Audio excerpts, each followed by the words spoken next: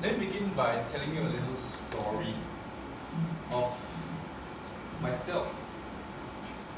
Back in the year 2003, I was extremely infatuated, really infatuated.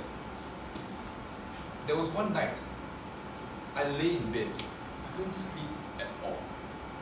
All I could do was think, imagine, fantasize about her lying on the floor outside my room, lying so seductively. She was running through my mind, and I thought about touching her, caressing her, playing with her. The next morning, I couldn't hold it anymore. I knew I had to rip the clothes apart.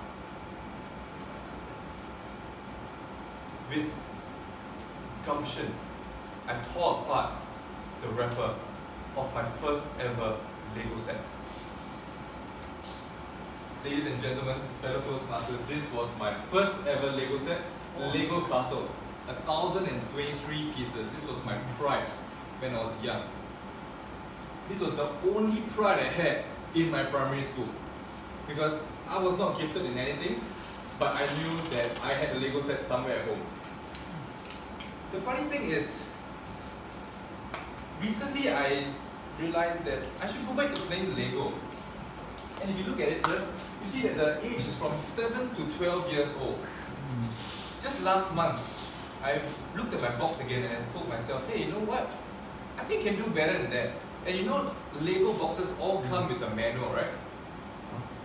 But my ego was too big, and I told myself, hey Josh, you can do it without the Lego, without the manual. So I attempted, and after 2 weeks, I still couldn't fix anything. And that's when this question came to me. And same question I'm going to pose to each and every one of you. Have you ever felt like your life is just like a Lego piece, and you're struggling to find where you belong in this whole set, in this big game of life? Sometimes, I know you're going to think, hey Josh, this is just Lego. Can you not be also philosophical here? To this I'm going to say, yes, I'm still going very in depth, and I'm going to go overboard with the philosophy. Because I realized that this concept of Lego is very congruent with many things in our life. Let me begin by giving you a little bit of an introduction about Lego as a company. So Lego it's actually two different words. Legot, which means let's play in Danish. It was started by Ole Kirk Christensen in 1934 in a small garage, just like every other successful company, right? Like Facebook and like Apple and all, and started in some small little garage somewhere. So up to date, Lego has produced 485 billion pieces of Lego. About 3,500 unique pieces. And over 2 million are produced an hour. So it's a phenomenal rate. They pride themselves in being eco-friendly, completely recyclable, because they use ABS plastic, which means that they can actually grind everything into very, very, very small granules. And their attrition rate, the rate of wastage and things that when it doesn't hit their standards, it's at 18 pieces per every 2 million. So you can imagine how much of precision they put into every single machine. And they pride themselves, they say that this is not a toy, it's a system of play. Sounds quite lame, but let me give you an example. So Lego, ever since they started expanding beyond toys, they've gone into the automobile industry. Bugatti, they've started constructing buildings. They've gone into engineering. This is NASA. They've gone into construction, entertainment, rehabilitation, even business presentations. Now, I want to introduce you this concept today. It's called living the Lego lifestyle, which is my topic today. They've got innovation for children. How so? Because you see, children need to develop motor skills and spatial and language skills, which Lego actually produces for them, gives them this chance. Environmental leadership is one of the highest regarded environmental leaders because everything is recyclable, 100% recyclable. So you can keep your Lego from ages ago and you can recycle it, and because ABS plastic is one of the least corruptible plastics. So normal plastic bottles, when you recycle it, it degrades, the quality degrades. So it cannot be used for bottle anymore, it could be used for something like film or something like that. But all these kind of things is, I find it not very interesting, right? So let me tell you, this is how it works. For every 2 bricks, it just goes by a stud and tube concept. So if you look at it, this is the tube, and the stud is at the bottom. Interesting fact, 2 8-stud bricks connect in 24 ways. 3 in 1060, 4 in 102 million, 6 in 915 million ways.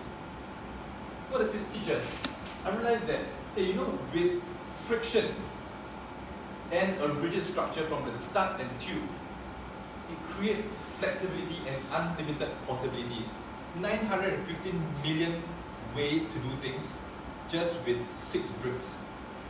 Do you realize that we as humans have the same capability? My second ever experience with Lego was because I was joined the robotics club. So we played with this thing called the RCX. It was the brainchild of the whole system. And I learned programming and all that kind of stuff. These were some of the models that we were encouraged to make. But this over here, this was my pride. Because my team built this and they said, Josh, yours will fail. I proved them wrong. Because mine was able to go into water to flip over a canister. But it still failed actually. Yes. The first lesson I want to say is that there are many ways to do things, but there's no one right way. Right? There are many ways to go about life, there's no one right way. 4 plus 3 equals to 7, 2 plus 5 also equals 7. I'm going to explain the next thing is about how it works. You know, Lego head, there are actually 2 openings, 2 holes. Do you know that the reason why they have 2 holes is so that when children swallow it, they can still breathe. Pretty cool, right? That was the concept.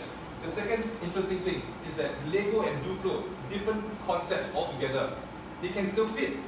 From 1958, the first production of Lego bricks till today, it can fit as well. They have 4 different sets, and all of them come together as one unit.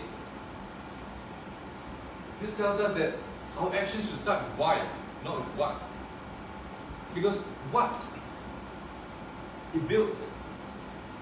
This was to build motor skills. This was to build communication skills. This was to encourage creativity.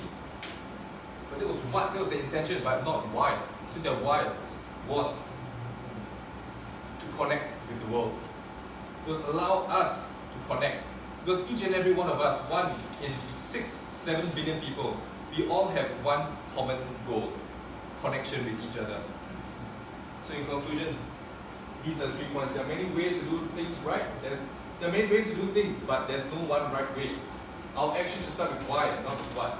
And the third, our most important things in life are the connections that we make. Thank you very much.